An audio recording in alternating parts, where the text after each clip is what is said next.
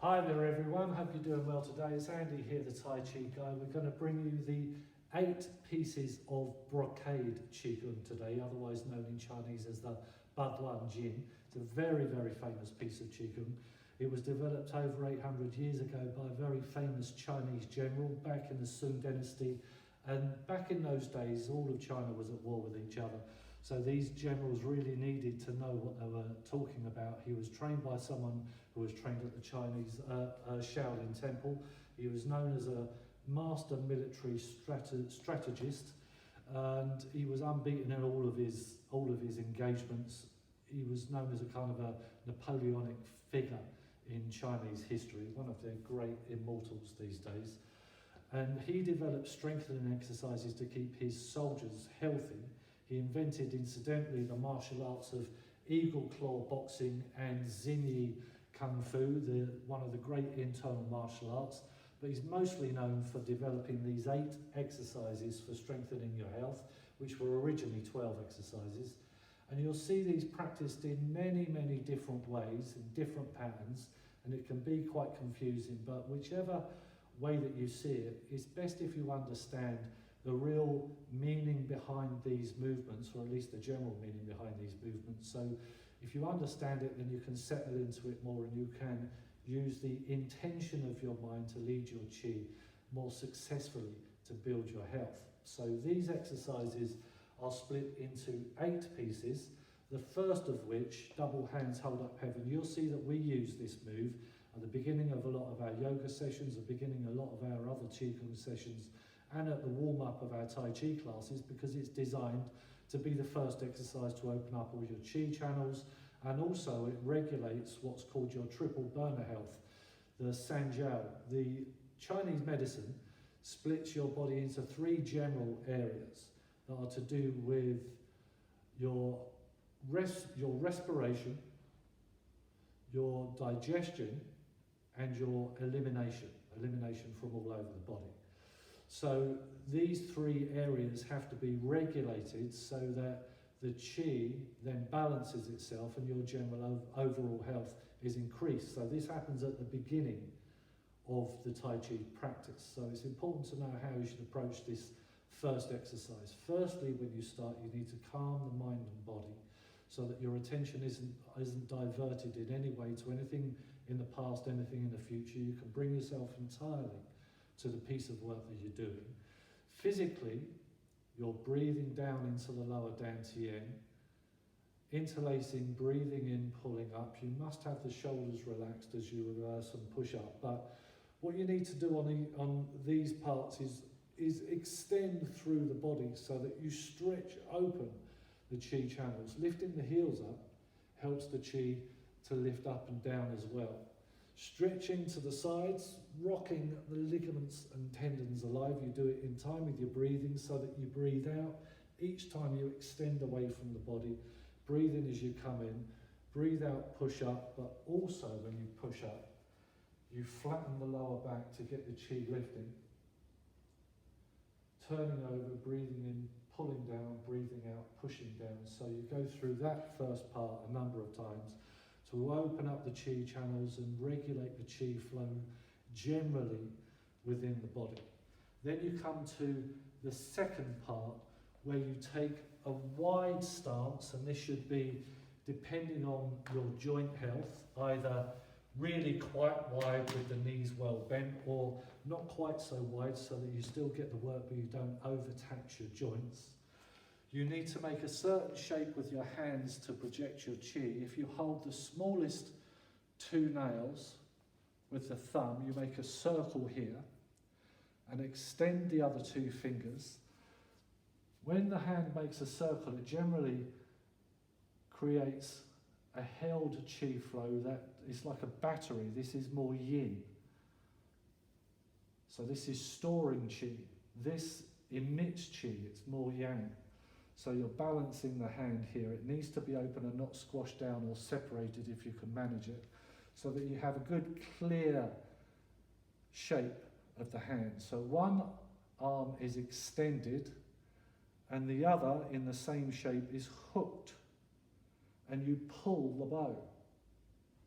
Now pulling the bow what you'll see a lot of time is people pulling themselves up and tensing their shoulder.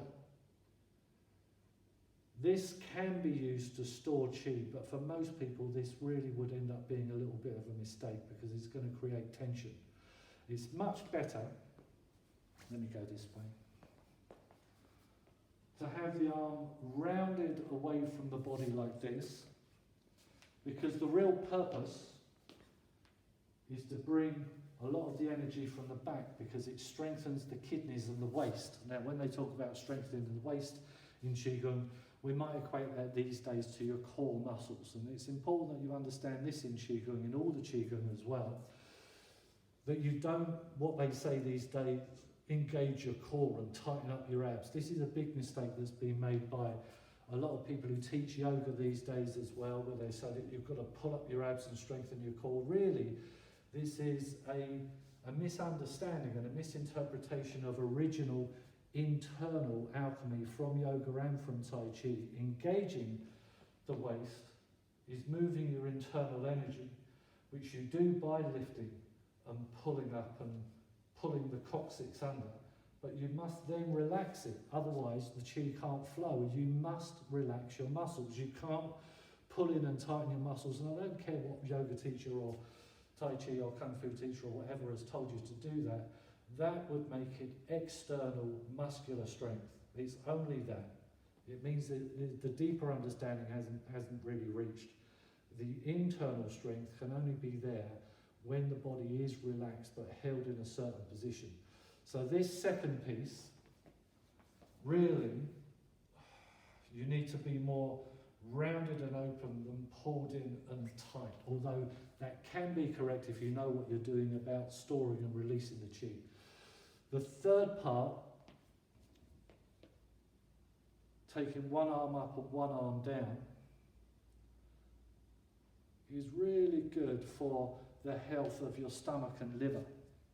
Now, pushing one arm up and one arm down, sometimes we'll do it in quite a light way, but in the purpose of this, we really want to extend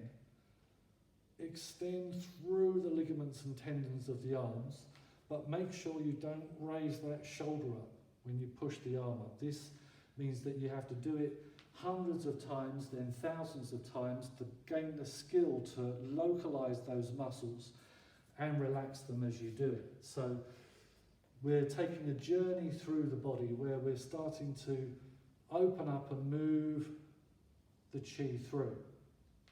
Then you come to the fourth piece where you start to turn the head, and this changes the chi flow in the 5 yin organs, the heart, liver, lungs, kidney and spleen, by the different hand positions, slightly changing the shape of the body and influencing the chi flow in those areas as you do it. So you will apparently just stand there and be turning your head from side to side with your hands in different positions, but there's a lot more going on than that if you really want to get an advancement of your work in this. What you need to do is really, really, really push your feet into the floor. You push your feet in, you squeeze your thighs in, you tuck your hips under, lifting the battery that stores your chi. And when you turn your head, you need to open your eyes and stare over each shoulder each time, feeling like you're pushing down and sending out quite strongly as you're doing it. So it's not just turning the head and thinking about what you're going to be doing later. There's a lot of activity going on in that. Then after that, you step out and you start to turn one shoulder in, push down into the standing leg. The back end of you pushes out a little bit. You'll see a lot of people doing quite low exercises on this. That's absolutely fine as well, but we're not going to do it that way. But what you're essentially doing, this is for the middle dantian,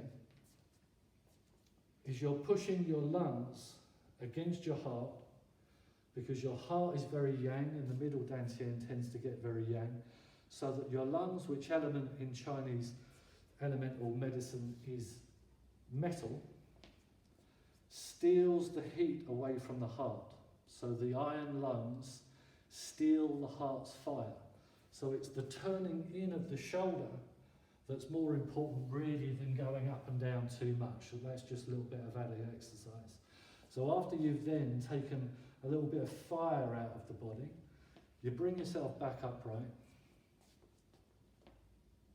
You're going to draw the hands up, turn them over, push them up.